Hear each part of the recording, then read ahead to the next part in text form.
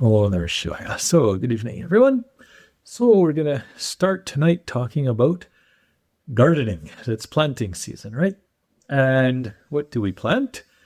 We plant seeds. And when we plant the seeds grow.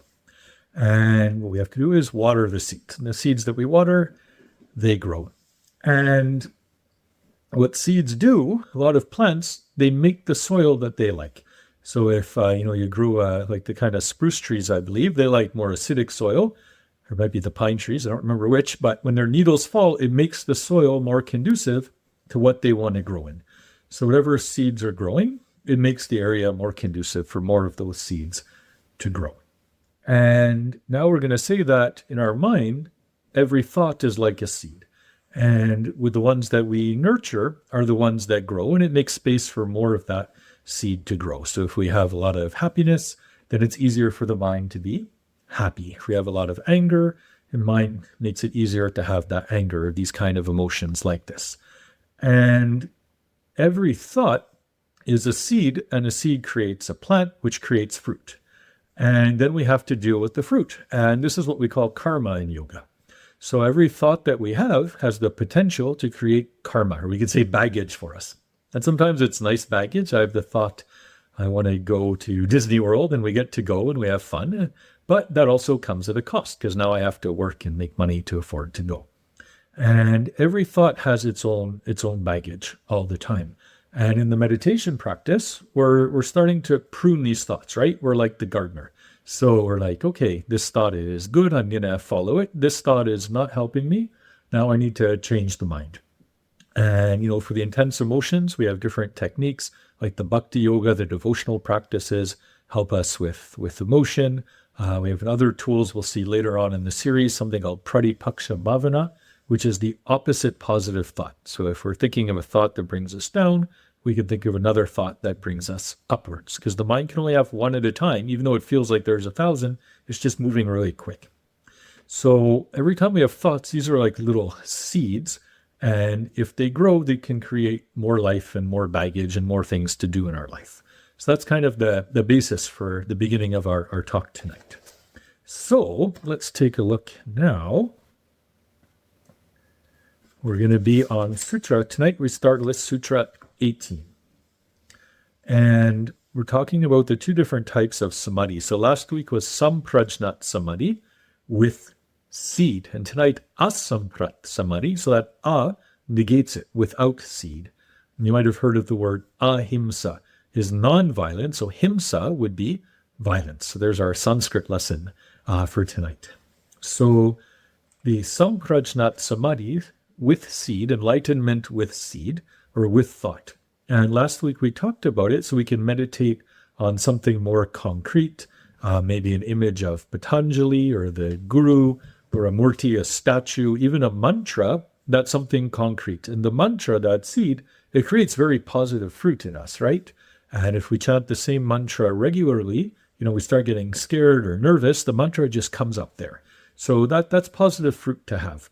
And then we talked more and more subtle, but still with seed. So we can meditate on a chakra, we can meditate on the feeling or experience of bliss, and even the inquiry of who am I, the self. So those are still with seed because we're still using thought. So let's see about Asamprajnata Samadhi without seed. So there's the translation. Asamprajnata Samadhi, seedless state, is reached when all mental activity ceases and only unmanifested impressions remain in the mind. Asamprajnata, or seedless samadhi, is most clearly grasped. There's an understanding of the 7 bhumikas. So these are different levels of consciousness, and that's another whole other lecture that we can have. But what I wanted to really emphasize is this state, it's when the mind has already stopped. So we're not creating more baggage. And here's what Swami Vishnu has to say.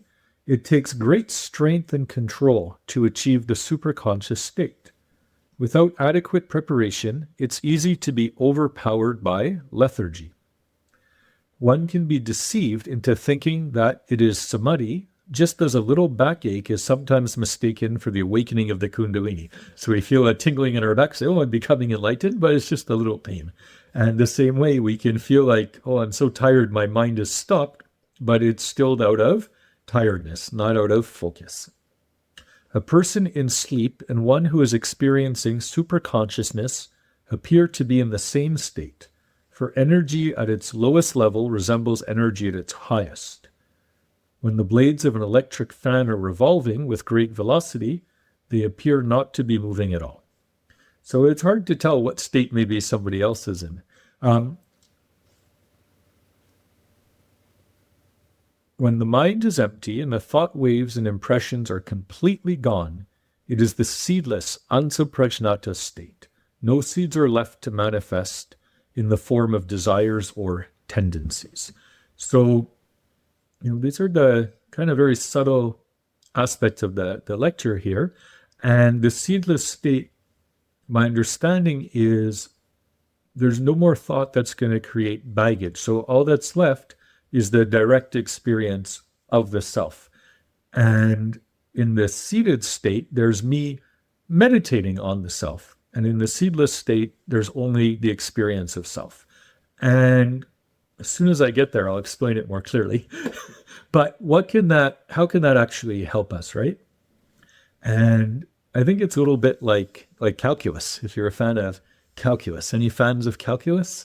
So what happens in calculus, in my understanding, it kind of limits where the possibility or answer is. So we can say, we know the answer's somewhere between 1 and 100. We don't know exactly, but it's somewhere. And then we can limit it a little more. And we get a little closer. It's somewhere between 7 and 75. And it's a little between 10 and 50. So we get closer and closer to the answer, even if we don't get the exact answer. And calculus is like that. And this seedless state, at least for our perspective, we can say, eventually, one thought's not going to lead to another anymore.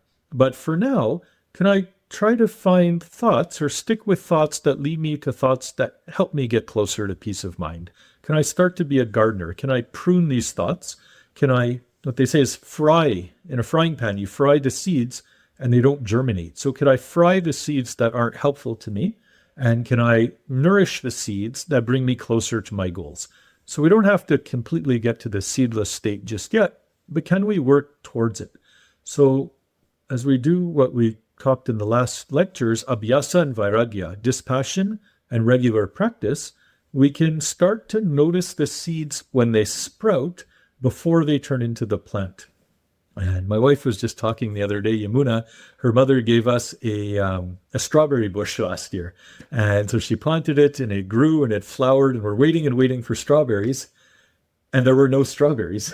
And it turned out it was a weed and it looked just like the strawberry bush. And her mother gave us, seeds from this.